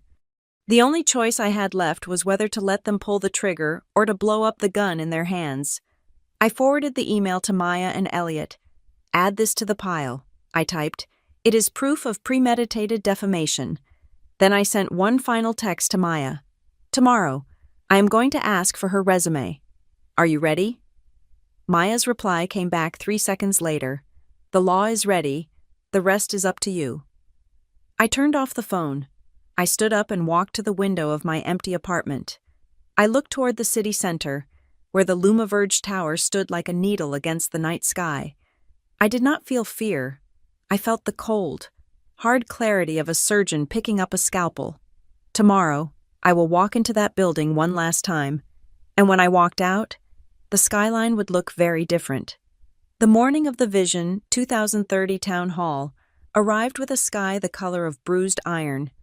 I stood in front of the full-length mirror in my new apartment, smoothing the lapels of a dark navy suit I had bought specifically for this moment. It was sharp, tailored, and aggressive, a stark contrast to the soft, approachable cardigans I usually wore to the office. I pulled my hair back into a severe bun, exposing the sharp lines of my jaw.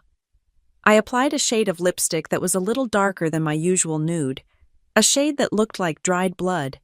I did not look like a victim. It looked like a verdict. When I walked into the lobby of Lumaverge Labs, the atmosphere shifted instantly. The usual morning hum of caffeine-fueled chatter died down to a murmur. Heads turned. I felt eyes tracking me as I swiped my badge at the turnstile. People were expecting the broken woman from the crisis narrative, the unstable, emotional wreck who was being gently ushered out. Instead, they got a woman who walked with the cadence of a soldier marching into enemy territory. I saw 2 junior analysts whispering near the elevator bank. They stopped abruptly as I approached, pretending to study their phones. I knew what they were saying. "Did you hear? She is being demoted? Her husband is sleeping with the new VP. Let them whisper. In an hour," they would be screaming. Thomas was waiting for me near the entrance to the auditorium. He was playing the role of the supportive husband to the hilt. He wore a tie that matched my suit, a subtle visual cue of our unity that made my stomach churn. "There you are," he said, his voice booming slightly so the people around us could hear. He threw his arm around my shoulders, pulling me into his side. His grip was tight, possessive. "You look fantastic. Hayes, really strong. Listen, after this is over, I booked a table at Le Monde for 7 o'clock. Just us. We are going to celebrate your new chapter." I looked down at the phone he was holding in his other hand. The screen lit up with a notification. It was Lila. "I am worried. She does not look like someone who is about to surrender. She looks dangerous." I looked up at Thomas and smiled. It was the coldest expression I had ever worn. "I cannot wait for dinner. Thomas," I said, "we will have so much to talk about." He missed the edge in my voice. He was too busy basking in the admiration of the passing executives who saw us as the perfect corporate power couple weathering a storm. Before we could enter the double doors of the main hall, a hand blocked my path. It was Victor Carradine. He looked every inch the billionaire visionary. His suit cost more than my first car. His teeth were capped to a blinding white perfection. He smiled at me, but his eyes remained dead, assessing me like a piece of machinery that might be malfunctioning. "Hazel," he said, stepping into my personal space, "I am glad you made it. I know the announcement regarding the promotion might have been a shock to the system. Change is never easy." "Change is inevitable, Victor," I replied, keeping my posture rigid. "Exactly," he said, placing a paternal hand on my arm. "But I want you to remember something up there today. Not everyone is built for the spotlight. Some people are architects, and some people are foundations. Lumiverge values you immensely as a foundation, as the support system. There is no shame in being the one who stays in the shadows so others can shine." It was a warning wrapped in a compliment. Know your place. Stay down. I looked at his hand on my arm, then up at his face. "I will keep that in mind. Victor," I said, "I actually have a few things I want to share with the team today about my journey here, about exactly what kind of foundation I've been building." Victor blinked. For a split second, the mask slipped, revealing a flicker of unease, but then his arrogance reasserted itself. He patted my arm and stepped back. "Good. Authenticity. That is what Vision 2030 is all about." He walked away. I watched him go, thinking about the dossier sitting in Elliot's lap in the back row. My phone buzzed in my pocket. I pulled it out discreetly. It was a text from Nia. "The stream is live. I have locked the feed protocols. They cannot cut the broadcast without physically severing the main fiber line to the building. The captioning is active. Every word you say is going to be transcribed in real time on the screen behind you. Elliot is in the back row, wearing a baseball cap. Maya is watching from her office." I took a deep breath. The trap was set. The auditorium was a cavernous space, designed to intimidate. The walls were draped in massive banners that read, "Vision 2030 Integrity, Innovation, Inclusion." The irony was thick enough to choke on. I took my seat in the front row, reserved for executive leadership. Thomas sat to my left. To my right sat Lila Hartman. She was radiant in a white pantsuit that looked like it had been tailored by angels. Her hair was a cascading wave of gold. She turned to me and offered a tight, sympathetic smile. "You look great, Hazel," she whispered. "Really brave of you to be here." I looked down. Her left hand was resting on her thigh under the linen tablecloth. Thomas's right hand was resting on top of it, his thumb stroking her knuckles. They were holding hands right in front of me, hidden by a millimeter of fabric, thinking I was too blind or too broken to notice. The lights dimmed. A hush fell over the 500 employees in the room. The massive screen behind the stage roared to life with a slickly produced video montage. Upbeat electronic music pumped through the speakers, images of diverse employees high-fiving, lines of code scrolling like waterfalls, and drone shots of the Chicago skyline filled the room. Then, Victor walked onto the stage. The applause was polite but enthusiastic. He stood in the center of the spotlight, soaking it in. "Welcome to the future," Victor announced. "Welcome to a Lumiverge that is transparent, a Lumiverge that rewards merit, a Lumiverge that does not look at who you know, but what you know." I felt bile rise in my throat. "Today, we celebrate a new era of leadership," Victor continued. "We have made a commitment to elevate women who embody the spirit of innovation, women who do not just follow the path, but blaze it." He clicked a remote. A massive photo of Lila appeared on the screen. She looked visionary, staring off into the middle distance. Underneath her name was the title, Vice President of Strategic Markets. "Lila Hartman," Victor said, his voice thickening with emotion. "A woman who came from humble beginnings, who worked her way up from the bottom with nothing but grit and intelligence. She represents the best of us." Then, he clicked the remote again. A smaller photo appeared in the bottom corner. It was me, I looked tired in the picture, older. And we cannot forget the mentors, Victor said, his tone shifting to one of patronizing gratitude. Hazel Snowcraft, who has graciously agreed to transition into a legacy support role to help guide our new leadership. Hazel teaches us that true success is knowing when to pass the torch. He was publicly eulogizing my career while I was still sitting there. He was framing my demotion as a noble sacrifice. It was a masterstroke of manipulation. If I complained now, I would look petty. I would look like I hated progress. Hazel, Victor said, shielding his eyes against the stage lights to look down at me. Why don't you come up here, join us? Share a few words about what this transition means to you. Tell us about the spirit of adaptability. This was the final nail. He wanted me to stand next to his mistress and bless their union in front of the shareholders. He wanted me to publicly accept the lie.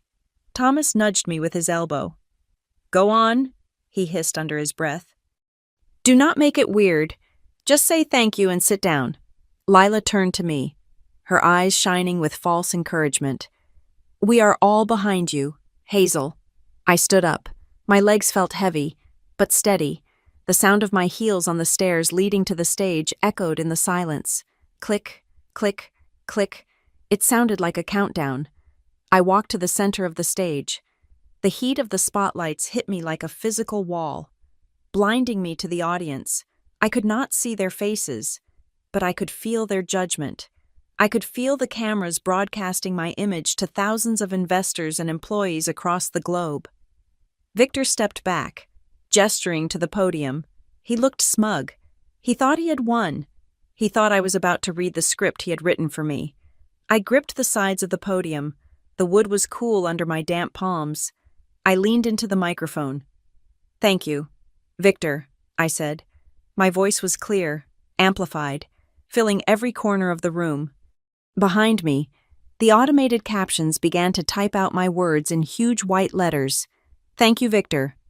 It is truly an honor to stand here today, I continued, to be part of a company that values integrity above all else. I paused. The silence in the room grew heavy. Thomas, sitting in the front row, shifted in his seat. I saw him wink at me a warning. Stick to the plan. When I started at Lumiverge 8 years ago, I said, I believed that hard work was the only currency that mattered. I believed that if you built something real, it could not be taken away. I turned my head slowly to look at Lila, who was standing a few feet away, clutching a bouquet of flowers. And today, I said, I see that we have a new definition of hard work, a new definition of qualifications. Victor's smile faltered. He took a half step toward me. Hazel, he warned, his voice low, away from the mic. Keep it brief. I ignored him. I looked straight into the camera lens, imagining the investors watching on their iPads, imagining Maya sitting in her office with her finger hovering over the file button. Before I talk about my transition, I said, my voice dropping an octave, becoming razor sharp, I want to start by thanking our CEO for making his criteria for promotion so transparent. I turned my body fully toward Lila. She looked confused. Her smile was starting to tremble at the edges. But I do have one small question for our new vice president, I said into the microphone. A question that I think fits perfectly with the theme of integrity on that banner behind us. The air left the room. 500 people held their breath. Victor froze. Thomas stopped breathing.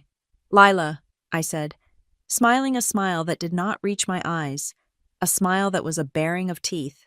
Before you accept this position, would you mind walking us through your resume line by line? The silence that followed was not empty.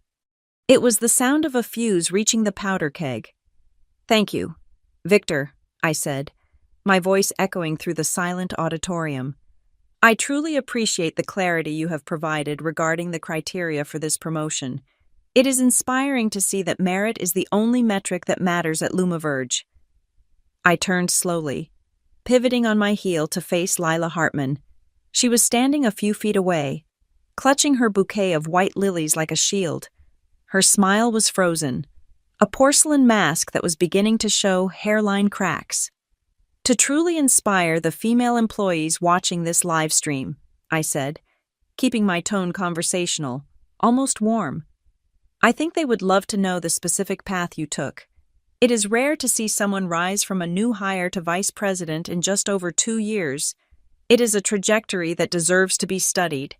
I gestured to the massive screen behind me. Nia, right on cue, projected a high-resolution image of Lila's resume. "Sister Lila," I said, using the term loosely, "would you mind walking me through this, just line by line? I think we can all learn something." A ripple of confusion moved through the crowd. People shifted in their seats. Victor stepped forward, his face tightening. "Hazel," he said, his voice tight with forced levity, "we really do not have time for a deep dive right now.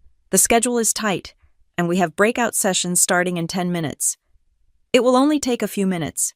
"Victor," I cut him off gently, "we are streaming live to the entire investor portal. After all, what better way to honor the theme of transparency than to showcase the credentials of our new leader? I am sure the shareholders are glued to their screens." I saw the head of the audit committee, a stern woman named Eleanor sitting in the front row. Lean forward. She adjusted her glasses, looking from me to Victor. Victor saw her look and froze. He could not physically drag me off stage without creating a scene that would go viral in seconds. "Come on up, Lila," I beckoned. Lila walked toward the podium. She looked at Victor for help, but he was paralyzed. She stood next to me, smelling of fear and expensive perfume. "Let us start with education," I said, pointing to the first line on the screen. "Westbridge International University, graduated with honors. Impressive." I clicked a small remote I had palmed from the lectern. The image on the screen changed. It was now a screenshot of a website that looked like it had been built in an hour. "I was curious," I said, reading aloud from the notes in my hand, "because according to the Federal Accreditation Database, Westbridge does not exist. The address listed on the footer maps to a mailbox rental store in Nevada. Is that a typo? Lila. Or perhaps a clerical error that our background check team, which reports to Victor, somehow missed?" Lila opened her mouth, but no sound came out. She looked like a deer caught in the headlights of a semi-truck. She stammered, "it is an online program, very exclusive." "Exclusive indeed," I said. "So exclusive it is not recognized by the Department of Education." I clicked the remote again. "Let us move to experience," I continued, my voice hardening. "You listed yourself as the marketing director at Solaris Creative for 2 years.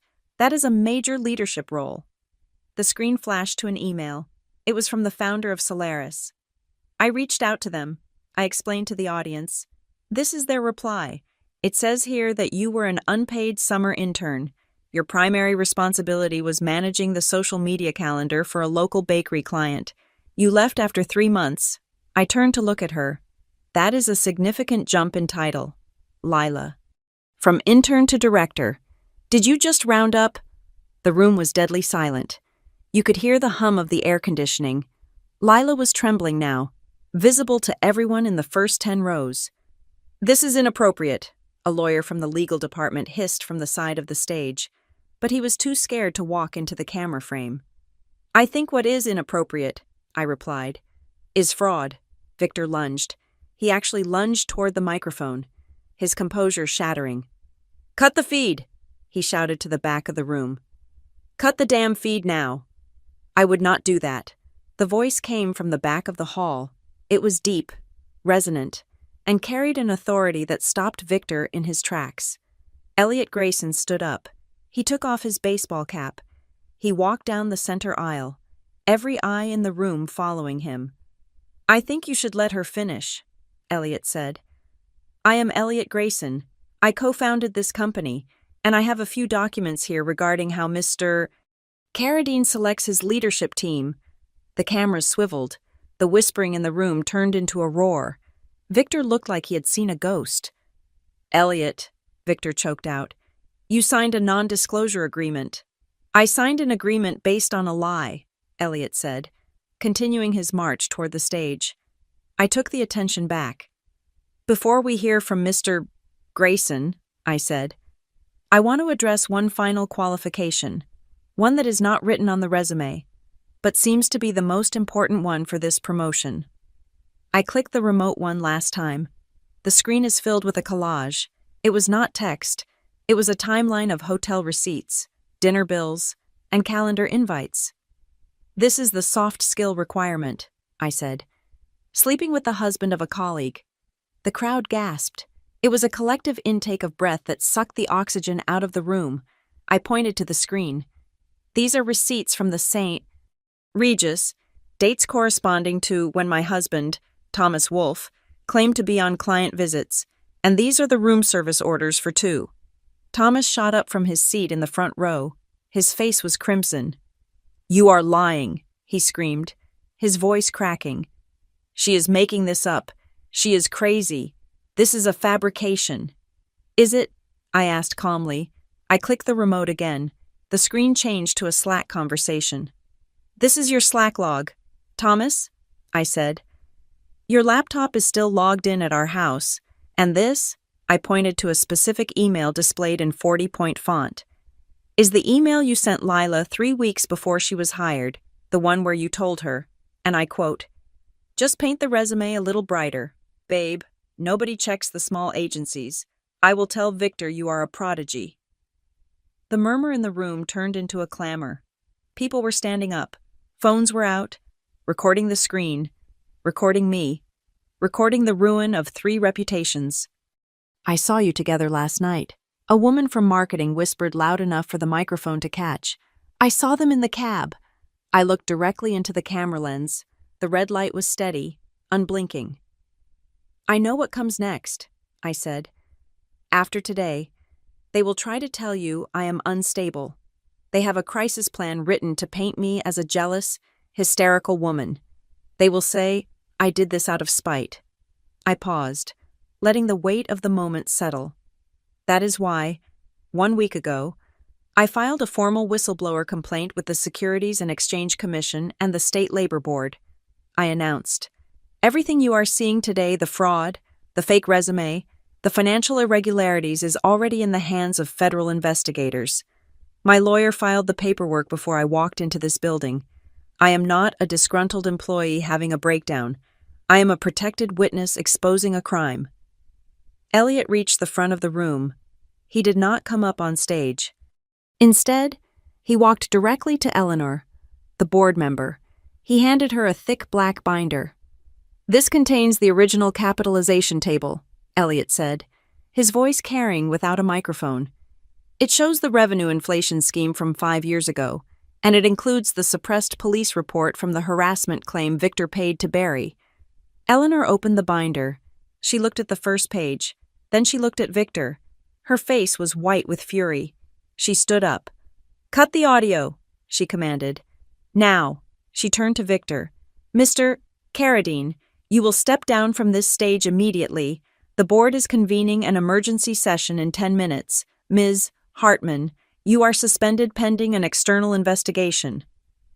Security guards began to move toward the stage. Uncertain of who to grab, the PR team was running around like headless chickens, but the camera light was still on. I reached into my jacket pocket and pulled out a white envelope. I walked to the edge of the stage and looked down at Thomas. He was slumped in his chair, staring at the floor, a man whose entire world had evaporated in 10 minutes.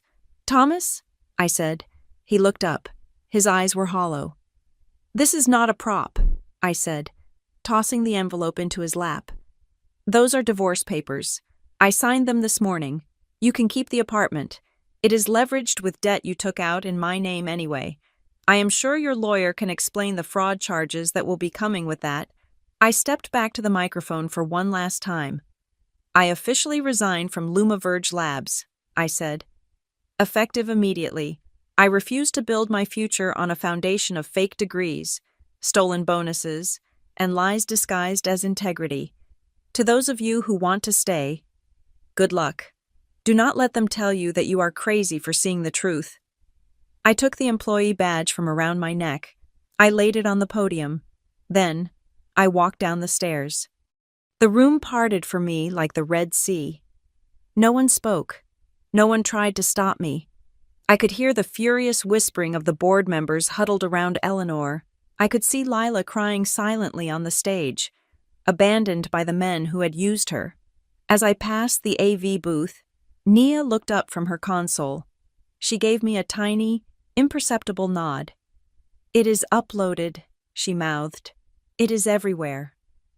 I pushed through the heavy glass doors and walked out into the Chicago wind. It was biting and cold, but it felt clean. Elliot was waiting for me by the curb. He did not say a word. He just handed me a bottle of water. My phone buzzed. It was a notification from my bank app. My direct deposit had hit my new account. It was a notification from Maya. "The SEC just called. They want to schedule an interview," and then a flood of messages from unknown numbers, colleagues, strangers, people who had watched the stream. "Thank you for saying it. I thought I was the only one. You are a hero." I looked up at the gray sky. I took a deep breath, filling my lungs with air that did not belong to Thomas, or Victor, or Luma Verge. I walked to the trash can on the corner. I took the lanyard I was still holding in my hand, the one that said Hazel Snowcraft. Senior strategist, and I dropped it into the bin. I did not know where I was going next. I did not know what job I would have tomorrow. But for the first time in 8 years, the story being told about me was the truth, and I was the one holding the pen. I turned my back on the glass tower and started walking. I did not look back. Thank you so much for listening to Hazel's story of vindication. I would love to know where you are tuning in from today. So please drop a comment below, sharing your location and your thoughts on that ending. If you enjoyed this story, please make sure to subscribe to the channel Zoe Revenge Stories. Hit that like button and press the hype button to help this story reach even more people who need to hear it.